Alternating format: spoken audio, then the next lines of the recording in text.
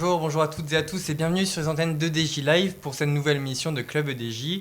Club EDJ, c'est quoi? C'est l'analyse d'une actualité d'un sport en particulier. Et pour cette émission, on va parler rugby. Alors autour de moi, j'ai Justine Carrel-Arabi. Bonjour Justine, comment allez-vous? Bonjour Enzo, ça va et toi? Très bien. Au top. De l'autre côté de la table, on a Nathan Renaud. Comment ça va? Ça va très bien et toi? En pleine forme? En pleine forme aussi. Et Joseph Jaricot, comment ça va? Salut, ça va? Très bien. Pour parler rugby, on a aussi un invité. C'est Mathis Le Breton, joueur de rugby à 7 et à 15. À 7, on va dire, dans plusieurs clubs. Ouais. Et à 15 à la Seine-sur-Mer. Pour parler de vous, on a une petite vidéo. C'est Justine Carrel-Arabi qui l'a faite. Présentation maintenant. Mathis Le Breton débute le rugby en 2012 à Chelles, une ville en Seine-et-Marne. À l'âge de 15 ans, il intègre le club de Gennevilliers dans lequel il va passer 2 saisons. À l'issue de ces 2 saisons, il quitte le 92 et s'engage dans la capitale avec le Stade français. Il y évolue dans les catégories Crapos et Espoir, mais lors de sa dernière année, il subit une rupture de ligament croisé, ce qui mettra fin à son aventure parisienne. Malgré cette blessure, il rebondit à Nice, qui lui propose dans la foulée un contrat en centre de formation. Il y joue pendant 2 saisons, mais quitte le club lors de sa 3e année. Durant sa carrière, il goûte au rugby à 7 avec le Stade français lors de sa dernière saison là-bas. Pendant ses 2 ans sur la Côte d'Azur, il effectue la saison avec Nice Sevens. En 2024, l'équipe de Nice finit 2e au classement général et donc monte en élite. C'est là que tout commence. Suite à cette saison, il fait des étapes Super Sevens avec Vannes. En octobre, il part avec Sevens en Espagne. 25, il prend part à la finale du Super Seven avec le RC Vannes. Merci d'avoir accepté cette invitation, Mathis. Comment ça va? Merci à vous. Moi, ça va super. Hein. Heureux d'être là. La vidéo... Top. Franchement, ça retrace bien tout. C'est au top. Bravo. Ok, nickel, merci beaucoup. Merci Justine d'avoir réalisé cette vidéo. Merci à toi. Désormais, épisode 8, saison 2024-2025, c'est parti.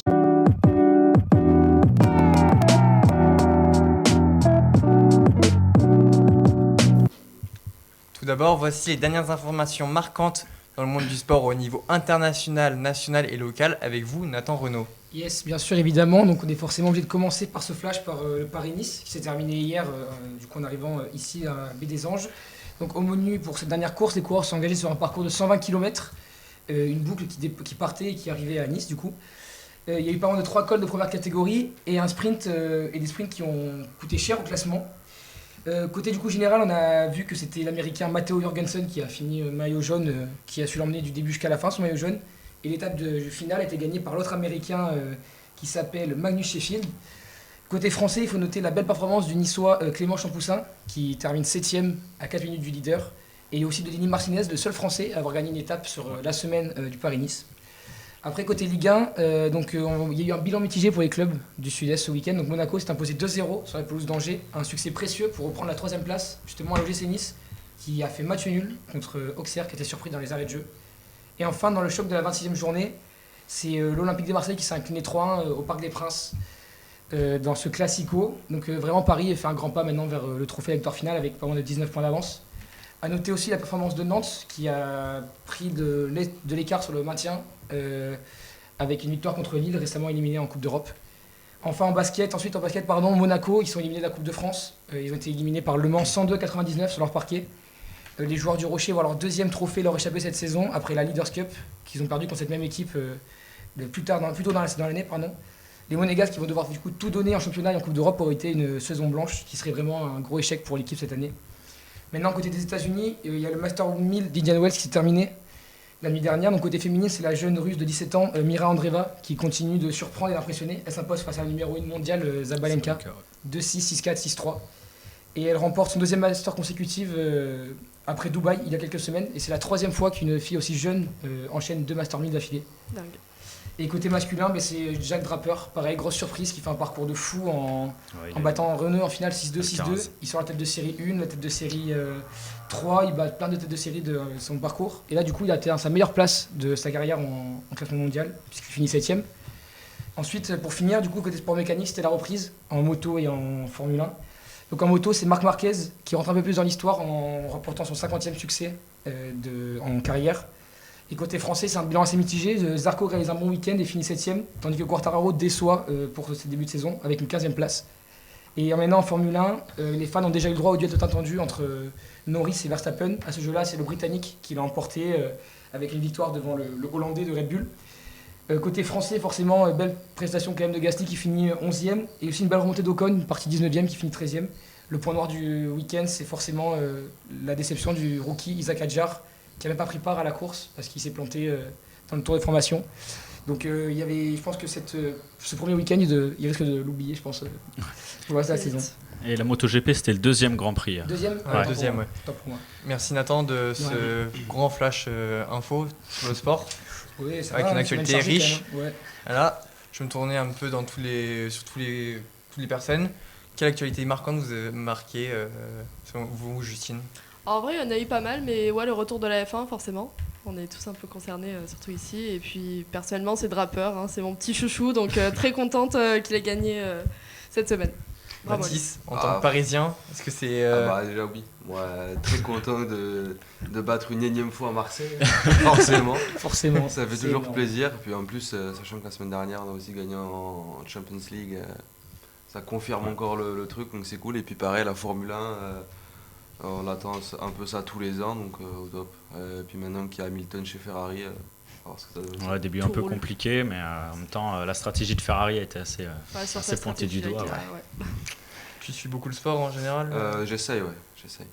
Plus rugby du coup, c'est plus ça ? rugby, un peu foot et sport mécanique. Ok. Joseph ? Moi, je vais partir sur la victoire du 15 de France quand même dans le tournoi Destination. Ça a quand même bien remué notre week-end. Il y a eu quand même pas mal de montagnes russes, mais on l'a fait. 27e titre dans un tournoi, et puis le premier depuis 2022, je crois. On va y venir. Donc ça fait du on va y bien. venir, ouais, exactement. Nathan, dans ce flash info, t'as pris le plaisir sur quoi ? Le meilleur, c'est Andreva. Franchement, gagner deux Master 1000 à 17 ans, je trouve que c'est une folie. En vrai, aussi jeune de gagner comme ça et d'être aussi forte en termes de maturité de technique. Vraiment impressionné par cette joueuse. Ouais, elle avait fait une finale de Grand Chelem l'année dernière, et là, elle commence à elle a gagné Dubaï et à venir un peu sur le devant de la scène. Ouais. Merci pour ces avis. Désormais, place à l'analyse du tournoi des 6 nations. Pour cette édition, l'équipe de France a, comme Joseph l'a dit, remporté son 27e titre dans cette compétition. Lors de cette édition, les hommes de Fabien Galtier ont battu plusieurs records. Place donc à l'analyse du tournoi des 6 nations avec vous.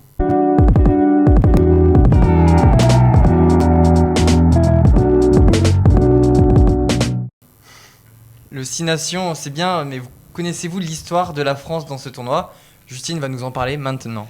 Ah, ce bon vieux tournoi des 6 nations, ce rendez-vous annuel incontournable des férus de ballon ovale en a fait voir de toutes les couleurs à l'équipe de France. Entre joie, colère, déception, coup de maître, ou bien encore les fameux « Mais tu vas me la choper cette balle !» Le parcours des Bleus est pour le moins atypique, je vais vous en raconter une petite partie aujourd'hui. La compétition voit le jour en 1882, mais tout commence en 1910, date de la première participation du 15 de France à la compétition. À cette époque, il n'y a d'ailleurs encore que 4 équipes. 5 nations. Enfin oui, 4 et après ça passe. Et la France arrive pour le 5. Voilà. C'est ça.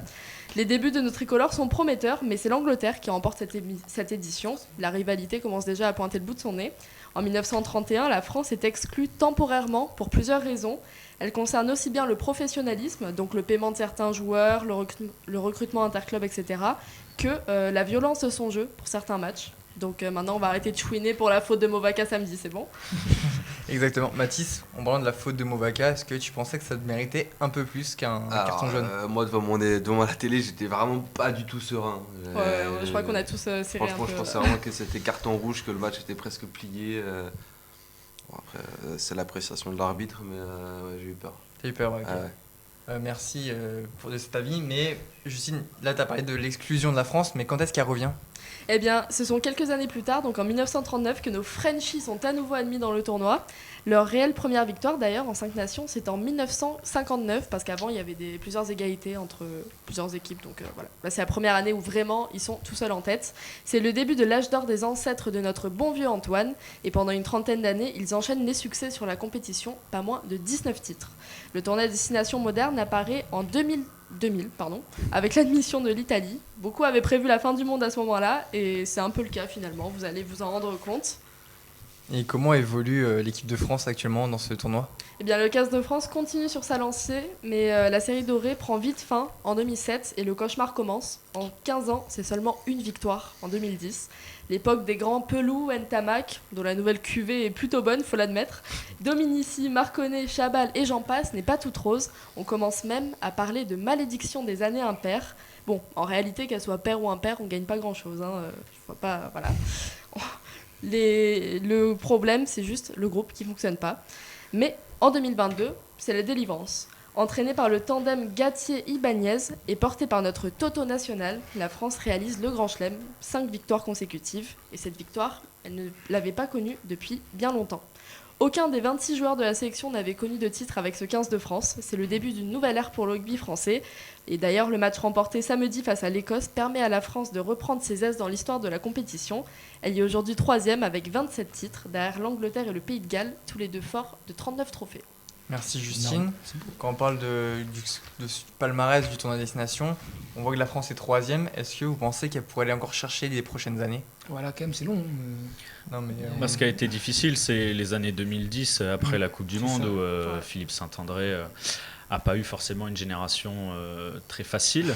Et on a connu quand même une 5e place, une première défaite contre l'Italie. Donc c'était vraiment pas évident. Là, on sent que le projet pour la Coupe du Monde 2023 a permis de revenir aussi à une formation qui permet maintenant d'en récolter les fruits. Et encore une fois, d'ailleurs, les U20 ont remporté le tournoi. Donc c'est aussi important. C'est un événement historique, qu'on le rappelle. Si jamais la France avait gagné le tournoi destination pro et U20. Et chez les U20. C'est la première fois et le tournoi destination femmes démarre ce week-end, donc peut-être le sans faute. Peut-être, on espère. Donc voilà, on a parlé de la France et l'histoire de la France dans ce tournoi. Désormais, on va analyser vraiment dans ce tournoi destination 2025. On va partir en Angleterre où le 15 de la Rose, elle est autrice d'un tournoi plutôt réussi, on va dire. Mais comment expliquer le niveau de cette équipe, Joseph ? On peut dire que la rose refleurit quand même. Fini les Johnny May, Owen Farrell ou encore Courtney Lawes. Steve Borthwick construit, c'est mes années un peu anglaises, mais Steve Borthwick construit la Nouvelle-Angleterre autour d'un effectif. On va dire. Mais on va laisser ça de côté. C'est aussi mes origines rochelaises. L'opportunité, elle est très énorme pour rester poli. Mais donc cette Nouvelle-Angleterre, elle est autour d'un effectif assez équilibré. Devant, il s'appuie le sélectionneur anglais sur Maro Itoje, maintenant capitaine, mais aussi sur l'expérience d'Ellis Genge, des frères Curry par exemple, ou du talonneur Cowan Dickey, qui a 33 ans et encore un joueur très important. Mais ça permet aussi d'encadrer la nouvelle génération qui arrive, avec notamment Finn Baxter en pilier, qui est très costaud en mêlée pour son âge, à seulement 23 ans. Il y a aussi Oli Chessum, qui est maintenant le titulaire qui accompagne Maro Itoje en deuxième ligne, très important en touche, ou encore Chandler Cunningham-South, qui a marqué 2 essais dans ce tournoi, et qui est un joueur qui est vraiment déchaîné sur le terrain, qui apporte beaucoup d'intensité dans ses déplacements et dans ses contacts. Ouais, mais au niveau des lignes arrières, on sait que Mathis, tu joues sur les lignes arrières. Est-ce que tu as trouvé les Anglais pas mal cette année ? C'est toujours un jeu de main, de toute façon, on sait très bien qu'ils aiment jouer au ballon. Après, je pense qu'il peut y avoir du mieux. Après, c'est aussi une équipe assez jeune derrière, je trouve. Ouais. Donc le temps qu'ils se retrouvent, je pense que dans quelques années, ils vont revenir aussi un peu plus sur le devant de la scène. Joseph, est-ce que ça rejoint ce que Mathis dit ? Mais oui, parce que derrière, en fait, il s'appuie sur une colonne très Northampton Saints. Le club anglais a été le meilleur club anglais en Champions Cup. Et on retrouve cette influence, notamment avec la charnière, 100% des Saints, avec Alex Mitchell en numéro 9 et Finlay Smith en numéro 10. Pour son premier tournoi, l'ouvreur a terminé meilleur buteur de l'Angleterre avec 29 points. C'est un joueur qui est capable de jouer au pied, mais aussi d'allonger sur les ailes avec des passes, notamment pour servir Tommy Freeman, meilleur marqueur de l'équipe d'Angleterre avec 5 essais, et qui a réalisé une performance exceptionnelle en marquant contre toutes les équipes. C'est la première fois depuis 2001 et Bernard Sals qu'un joueur fait pareille performance. Performance aussi réalisée par Louis Bielbiarré, en un peu mieux avec 8 essais. Pas mal, non ? C'est français. C'est français. Tu as déjà affronté Louis Bielbiarré sur le terrain ou pas ? Alors, affronter, non. Il l'a vu passer, juste. Courir sur l'autoroute. J'avais fait déjà un peu sparring partner lors de leur préparation à Monaco avec eux. Mais c'est tout. Mais après, il avait fait la Coupe du Monde. Et c'est déjà impressionnant. C'était déjà il y a 2 ans pourtant, mais Ouais. je crois qu'on a le même âge en plus. Mais Ouais, tu vois, c'est quand même une dimension d'écart. T'es impressionné par son niveau de vitesse? Il va vite. Ça cavale. Il va vite. Et puis il est intelligent aussi dans ses coups de pied, recentrage. Et du coup, Joseph, sur quoi l'Angleterre va devoir se reposer? Bah, dans ce tournoi, en fait, ils ont fait preuve d'un état d'esprit assez irréprochable, hein, parce que c'est la deuxième défense du tournoi. Ils n'ont encaissé, j'ai noté, que 21 points de moyenne. La France en a encaissé 18 et l'Irlande 23, à titre de comparaison. Mais c'est aussi la deuxième attaque du tournoi, 25 essais, derrière la France 30, qui est le record de l'édition du Six Nations. Qu'on a volé aux Anglais encore une Qu'on fois. a volé aux Anglais, et ça fait plaisir. Mais c'est aussi une équipe qui fait preuve de beaucoup de résilience, puisqu'elle a marqué 8 essais dans les 10 dernières minutes, dont 4 entre la 79e et la 80e minute. Un peu preuve de cette résilience et de cet esprit combatif jusqu'au bout.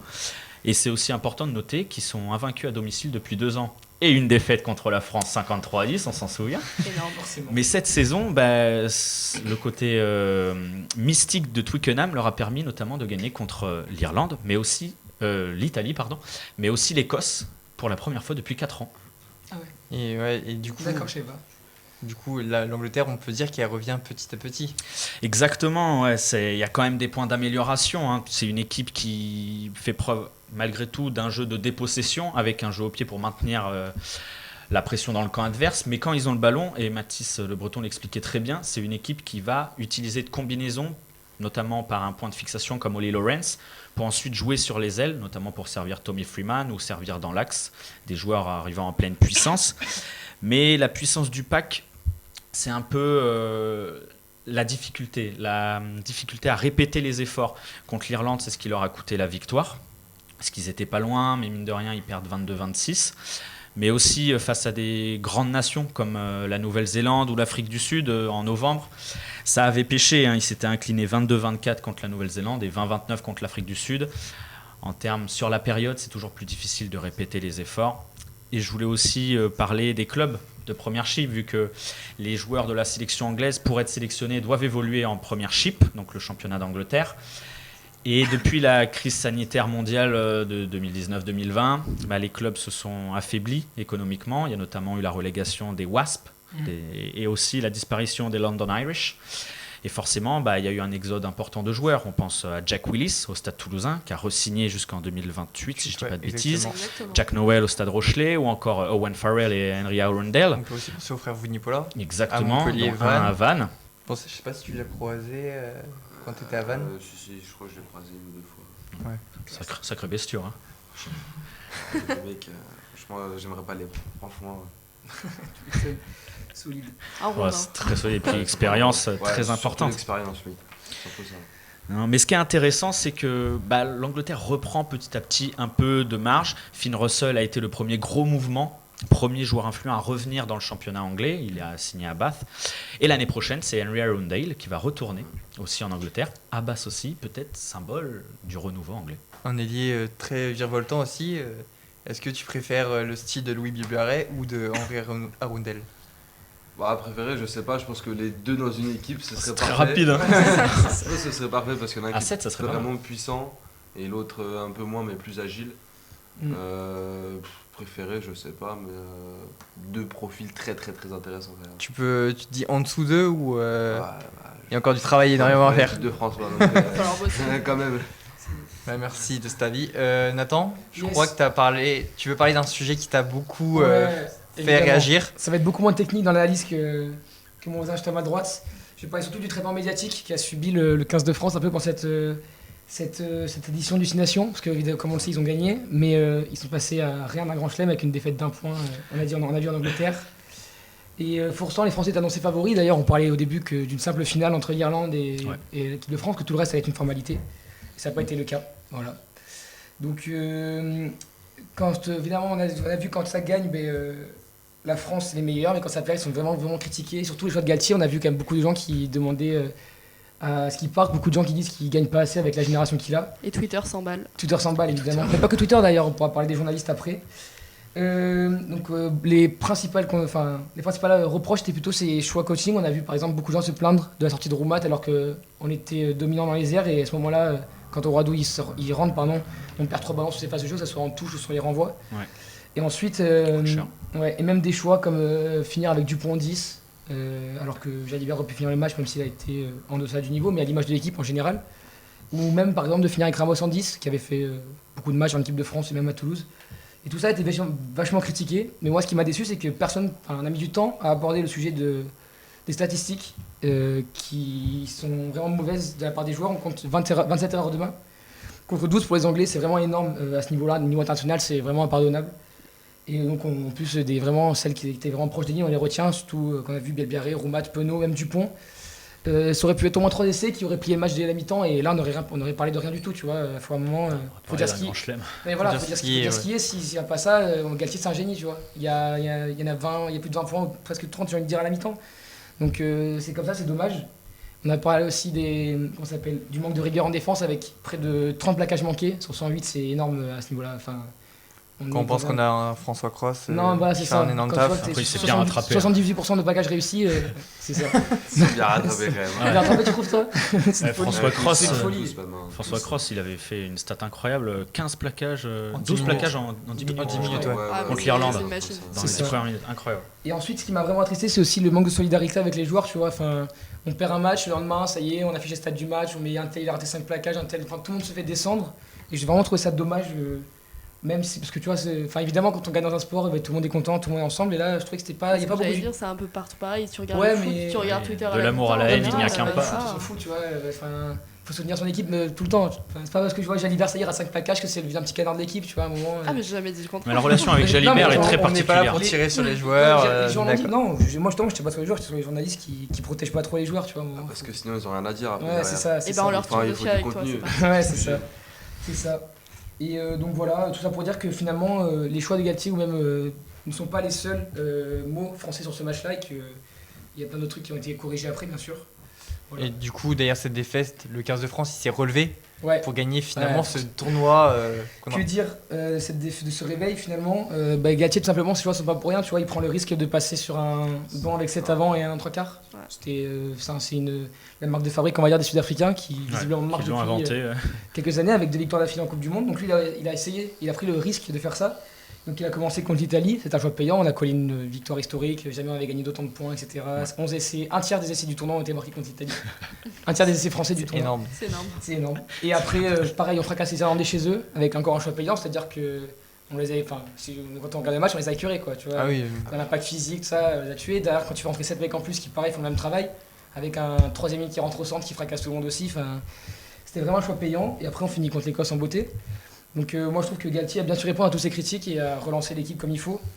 Je pense aussi que ce qui a fait du bien quand même c'était le retour d'Ntamak en 10 parce que je pense que c'est un truc qu'on parle pas assez. Il faut quand même analyser qu'il a fait 100% de plaquage réussi sur ces 3 matchs qu'il a joué et c'est un peu du travail de l'ombre parce qu'il a vraiment pas souvent des plaquages offensifs, mais par contre tu vois, je pense que c'est ta poutre de ta défense, surtout dans la circulation défensive et l'animation offensive. Souvent les premiers centres sont recherchés pour aller impacter dans la zone du 10. Ouais, c'est ça. Genre quand tu vois contre l'Angleterre, tu prends un essai, le dernier essai que tu prends, c'est vraiment les centres qui sont trop resserrés avec le 10. Tu vois, je pense que tu avais Ntamak, tu aurais plus de confiance. C'est Dupont qui rate le plaquage en plus. Non, ça passe au centre. Ça passe au centre. Ouais. Et Dupont était en numéro 10 à ce moment. Ouais, c'est ça.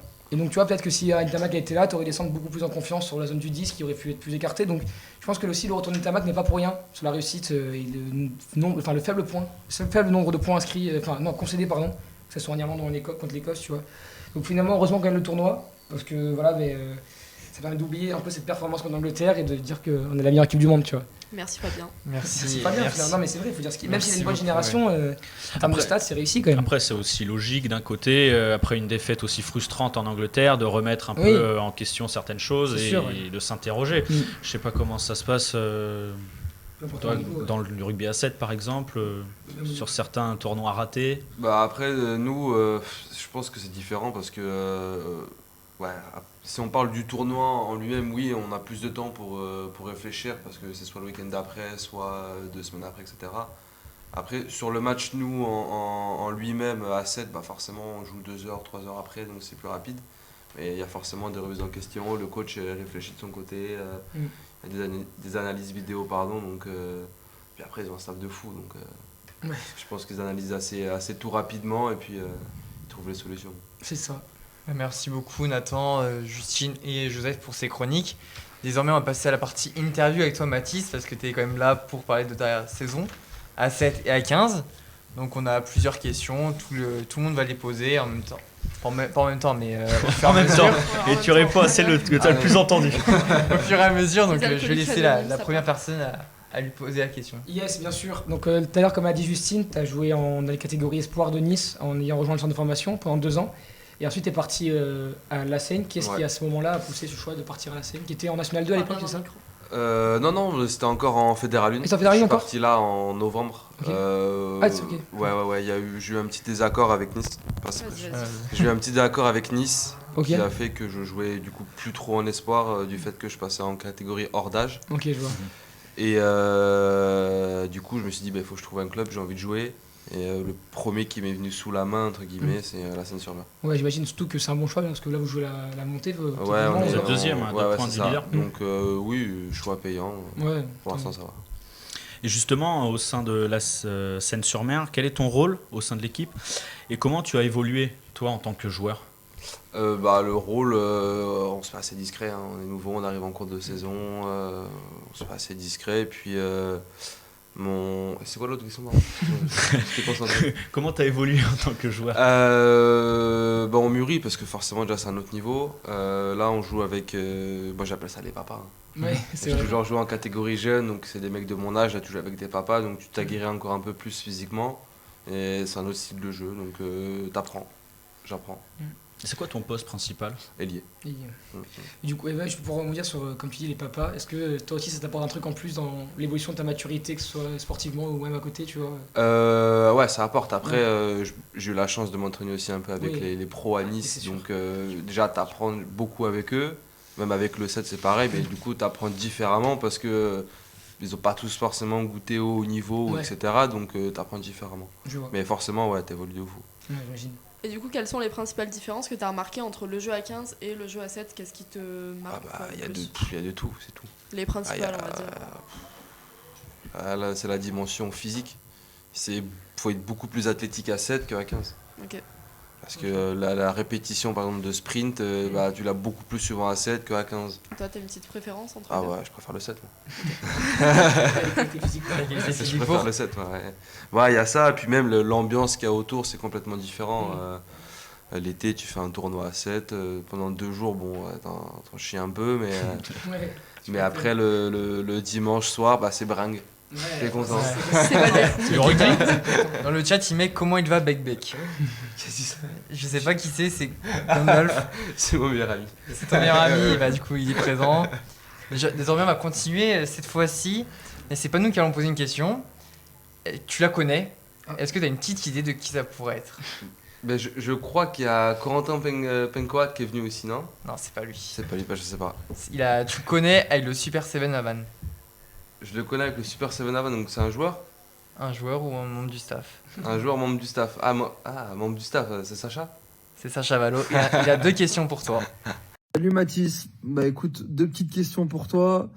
La première, qu'est-ce que tu retiens du rugby breton lors de ton passage en Bretagne chez nous à Vannes? Et la deuxième, quels sont tes objectifs avec le rugby à 7 cette année? Et voilà, en tout cas, je te fais un gros bisou et j'espère qu'on se reverra vite, à bientôt. Donc voilà Top, les questions. top. Magnifique. Déjà merci Sacha, trop cool. C'est quelqu'un que j'ai vraiment apprécié franchement sur cette aventure bretonne cet été. Il m'a donné sa confiance et c'est aussi un peu grâce à lui que j'ai pu faire tout ça. Alors mon aventure franchement c'était dingue. Hein. Tu rencontres des gens de fou. La région est belle, n'empêche. Il pleut souvent. Je suis d'accord. Pas tout le temps mais presque. Ça m'a fait un peu bizarre au début quand je suis arrivé en août là-bas. Mais franchement tout le monde est cool. Ça se prend pas la tête. Au top. Franchement j'ai vraiment kiffé. Et du coup, c'est quoi tes objectifs? Alors objectif, là j'ai commencé un peu à mettre un pied dedans. Moi au mieux j'aimerais bien signer France 7 avec la fédération à terme. Là j'ai commencé un peu à mettre un pied dedans parce qu'après la finale du Super 7, il y a l'équipe de France Développement qui m'a appelé. Et du coup j'ai fait deux stages avec eux là, en février et en mars. Donc j'ai envie de dire pour l'instant on s'y approche petit à petit. Tant mieux pour toi. Ouais, c'est cool. Et pour revenir justement sur cet été, tu as participé à 2 tournois qualificatifs du Super Ouais. Sevens avec le RC Vannes. Et aussi l'étape finale, si je dis pas de C'est bêtises. ça. Comment évalues-tu la progression de l'équipe et, au cours de ces compétitions et quel a été ton rôle? C'est dynamique. Franchement, au début, on nous attendait pas trop. Moi, j'étais pas là à Mont-de-Marsan, enfin, j'y étais, mais je jouais pas. On nous attendait pas trop parce que forcément, équipe promue, on se dit, mais ils sortent d'où? C'est des Bretons, c'est un peu de rugby, c'est un peu ce qu'on se dit. Puis en plus, on joue Monaco, premier match à Mont-de-Marsan. Ouais. Et c'est là où en fait, on crée la surprise générale. On les tient, on perd de 1 ou 2 points, je crois. Et donc là, on sent vraiment toute la ferveur et tout le monde a commencé à mettre un peu un œil sur nous.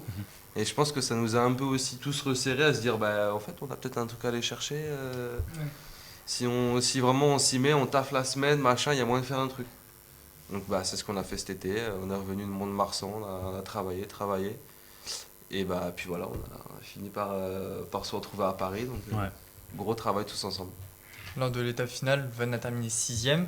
Quels ont été les moments clés de cette performance et qu'est-ce qui a selon toi manqué pour que l'équipe puisse aller au-delà? On finit 6e, malheureusement, je pense qu'on mérite d'aller plus haut.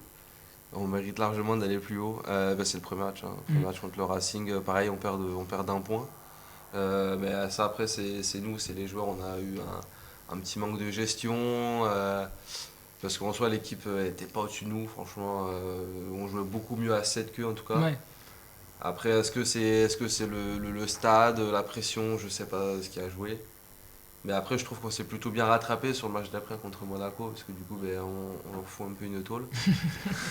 Assez légère, mais ça fait toujours plaisir de battre une équipe comme ça.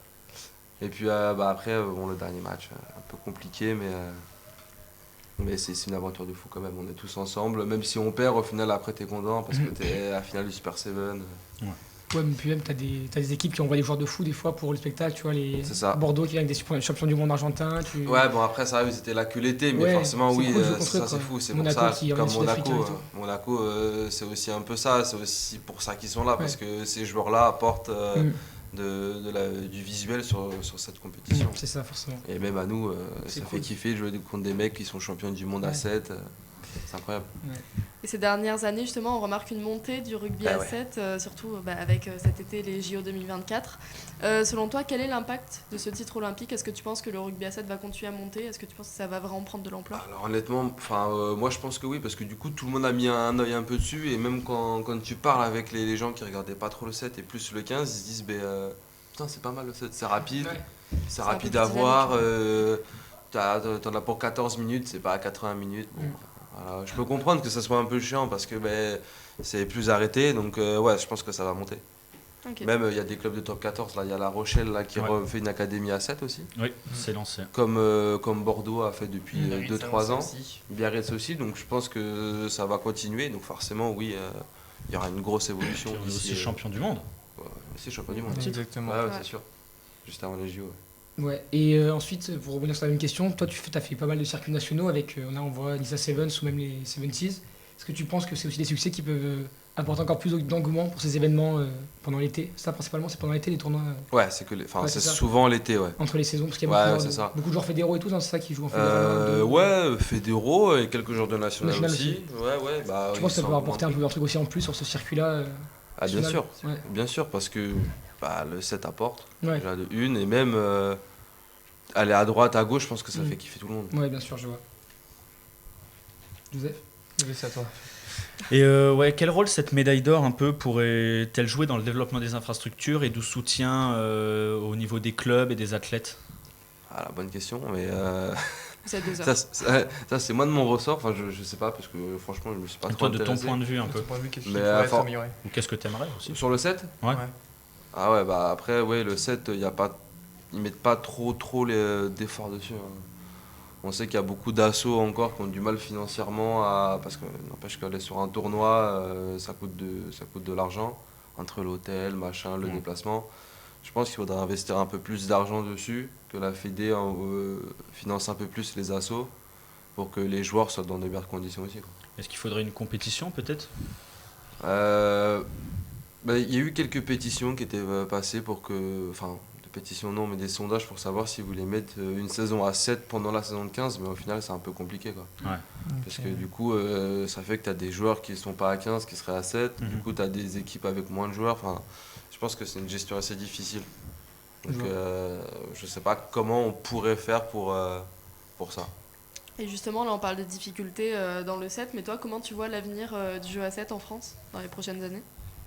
Bonne question. C'est pareil, du coup je reviens là-dessus, mais on se dit que moi j'aimerais bien faire du 7 à l'année par exemple, mais c'est trop compliqué parce que le 15 prend tout. Prendre trop de place. Mais ce serait d'avoir pareil toujours les tournois sur l'été, puis que le Super 7 continue et pourquoi pas d'autres mêmes étapes durant l'année, que ça soit un peu plus long, qu'il y ait je sais pas, une étape tous les 2 mois, un truc comme ça, qu'il y ait un suivi. Un peu comme ce que World Rugby fait en général au final. Ouais, ce serait cool. Qu'il y ait un truc un peu plus avec plus d'étapes et vraiment plus souvent quoi. Ça permet donc de te faire progresser dans ta carrière à 7 et à 15. Bien sûr. Même tu gardes une évolution à 7 parce que si pendant l'année tu fais rien à 7, revenir l'été c'est chiant, t'as un peu reperdu, faut y retourner quoi. Faut avoir une continuité quoi. Après c'est compliqué à mettre en place comme je disais. Effectivement. Donc désormais on va un peu écourter parce qu'on va bientôt approcher de la fin. Parce que l'émission dure 4 heures, donc... voilà, donc on va calmer un peu.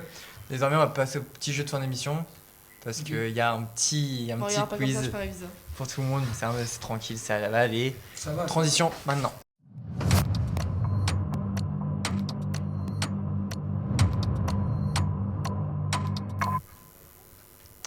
Aujourd'hui on va pas jouer au même jeu que d'habitude, donc qui est l'intrus.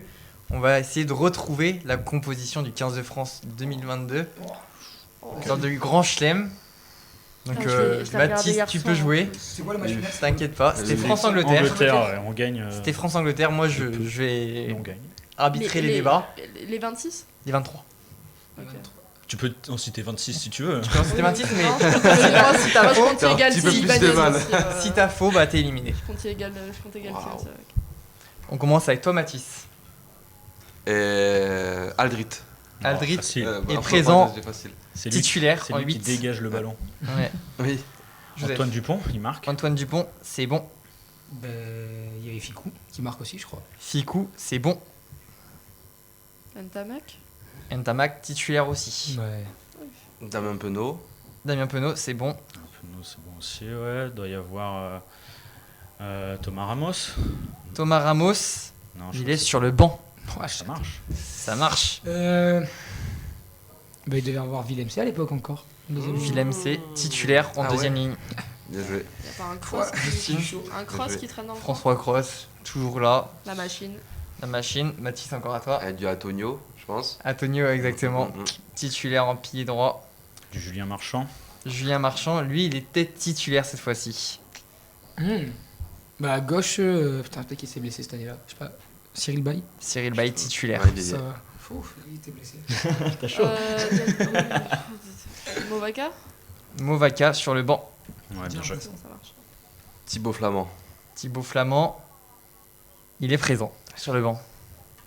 Donc s'il est sur le banc, c'est peut-être Cameron Wauquiez en 4. Cameron Wauquiez, titulaire en 4. Ah ouais. Depuis, il a disparu des radars de l'équipe de France. Aussi parce qu'il est moins performant. Donc un 3L. Je sais pas qui c'est le troisième ligne. Ouais, moi je crois que je l'ai. Est-ce que c'était pas encore Villiers à l'autre aile à ce moment-là avec Penaud? Si, c'est c'est ça les deux ailiers. Ok. Justine, il reste un troisième ligne titulaire, le premier centre, l'arrière et plusieurs remplaçants. Delonge. Gelon, c'est ça que tu veux dire? Elle est belle. Ok, Elle est belle celle-là. c'est bon, il est titulaire. Elle est belle. Et là, c'est compliqué. Là, Je crois que j'en ai 2 encore. on dit Mathis le plus beau, mon loup. GG. Je sais pas qui c'est. C'est un grand ami à moi, très bon ami à moi. Magnifique. Donc il y a les joueurs sur le banc aussi, non? Ouais, il reste le 17, le 18, le 19, le 21 et le 22. En plus, tu dis les numéros. 9 remplaçants. Je sais pas si c'est. Ouais, j'ai un doute. Je sais pas si c'est Luc. Ouais, je vais dire Lucu. Lucu, ça passe. Allez. Moi, je vais tenter, Mamouette, quitte à perdre, autant perdre sur un Rochelet, Jonathan Danty. Jonathan Danty est titulaire au centre. oui. C'était pas Yoram Moefana. En 15, le 30, c'est Brice Dulin, non? Non. Nathan, Non. tu es éliminé. Ouais. Ce n'est pas Brice Dulin. C'est pas... Tu peux répéter les numéros, s'il te plaît, mec? Le 15, le le 17, le Mais 18, ouais, le 19 c'est pas grave, et le 15. 21. Bien sûr, bien sûr.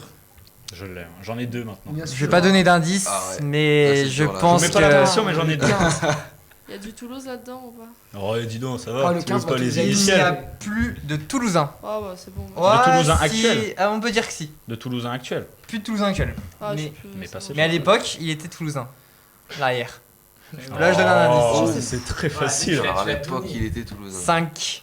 Ah, c'est bon. Quatre. Ah, je l'ai pas. Ah, c'est Ça bon. m'abandonne Non. Je pense Ok. que c'est bon. Ah oui. Baptiste. C'est Jaminet Ouais, Jaminet, Qui avait titulaire en eu 15. des problèmes récemment. Moi, je peux faire Un petit peu de problème, ouais. Moi, je vais tenter le pilier gauche remplaçant en la personne de Jean-Baptiste Gros. Jean-Baptiste Gros était bien remplaçant. Ah ouais. Bien.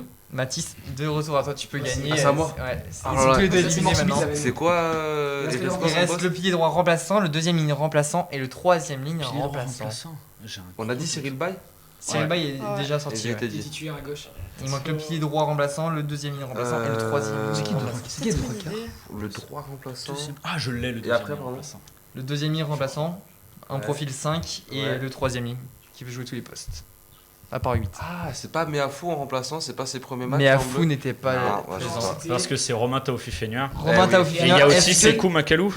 Sekou Makalou n'était pas. Bon, bah j'ai bien fait Tu as de quand même dire, gagné. Taofi-Feigna d'abord. Les autres remplaçants, Ah, c'était Eric. Mohamed Awas Ah, en Awas pilier encore. droit Ah ouais. et Oula. Dylan Cretin Putain, eh oui. Eh ouais. en troisième J'ai pas ligne. écouté, c'était qui là 3 quarts remplaçant Lucu et. C'était Lucu et Ramos. Ah, Ranesi, ok. Putain, on dirait Ramos au tout début, ouais. Merci beaucoup. Du coup, là, ça met bravo. Voilà Joseph, On Rajpa représente le Nathan. 17. Merci beaucoup d'avoir Oui, je rage. accepté Je cette rage. invitation. Merci Mais de beaucoup rien, Mathis merci à d'être vous. venu. Franchement, c'était Bah, cool. merci. C'était cool. Merci. On a pris beaucoup de plaisir avec toi. Désormais, c'est la fin. On vous donne rendez-vous dans 2 semaines pour une nouvelle émission. En conseil, continuez de suivre l'actualité sportive. À bientôt. À bientôt. Au revoir. Ciao.